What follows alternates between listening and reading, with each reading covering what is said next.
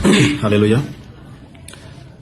कलीसिया शब्द चर्च, जिसे हम इंग्लिश में चर्च कहते हैं और जिसे हम कलीसिया कहते हैं, क्या ये शब्द अलग अलग है या एक ही है? जब हम पढ़ते हैं प्रेरितों के काम अध्याय 5 का 11, यहाँ पर बताया गया है कि कलीसिया पर भय छा गया। और कलीसिया को इंग्लिश में चर्च कहते हैं। चर्च का मतलब कोई इमारत नहीं, कोई बिल्डिंग नहीं। चर्च का मतलब होता है विश्वास करने वाले लोग। विश्वासियों को चर्च कहा जाता है, विश्वासियों को कलीसिया कहा जाता है।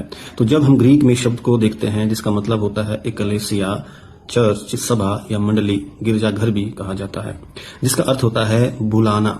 परमेश्वर संसार से बुलाता है और अपने साथ कनेक्ट करता है।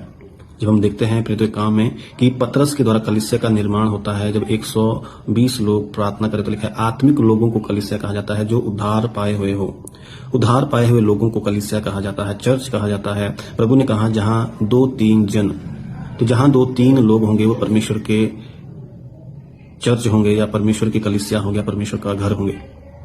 इसलिए जब हम चर्च समझते हैं कि चर्च क्या है, चर्च कोई इमारत नहीं है। जैसे आज बहुत से लोग समझते हैं कि चर्च बहुत महत्वपूर्ण है, लेकिन सही मायने में चर्च क्या है? सही मायने में चर्च है विश्वास करने वाले, उद्धार पाए हुए, सभा, जहां पर लोगों को चर्च कहा जाता है। चाहे 2 हो, 3 हो, अकेला व्यक्ति को चर्च कहा जाता है, व्यक्तियों को चर्च कहा जाता है। जहां पर व्यक्ति ना हो तो वहां पर चर्च नहीं कहा जाता। अगर हम उद्धार पाए हुए ना हो तो उसने कहता है हम चर्च नहीं है। सही मायने में परमेश्वर की दृष्टि में उद्धार पाए हुए लोग ही चर्च है।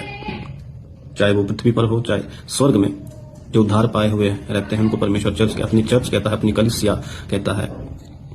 देखते हैं कि यीशु मसीह पतरस को कहता है कि मैं तुझ पर क्या बनाऊंगा? कलीसिया बनाऊंगा, और अधलों के फाटक उसमें प्रबल ना होंगे। और वैसा ही हुआ। फिर तो क्या हम देखते हैं कि पतरस के द्वारा परमेश्वर कलीसिया का निर्माण करता है। फिर तो काम जब हम देखते हैं 2 अध्याय में, वहां पर कलीसिया का निर्माण होता है आत्मिक रीति से। वहां पर उनके पास कोई इमारत नहीं थी।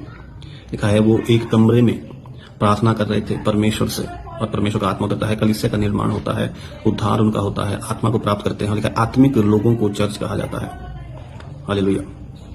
चर्च इमारत नहीं, वो प्रार्थना करने का स्थान है या इकट्ठे होने का स्थान है, जहां पर प्रभु के लिए गाया जाता है, बजाया जाता है और परमेश्वर की आराधना, उपासना की जाती है। जिसको चर्च बिल्डिंग कहते हैं, उसको चर्च इमारत कहते हैं, उसको चर्च नहीं कहते। चर्च उद्धार पाए हुए विश्वासियों को चर्च कहते हैं।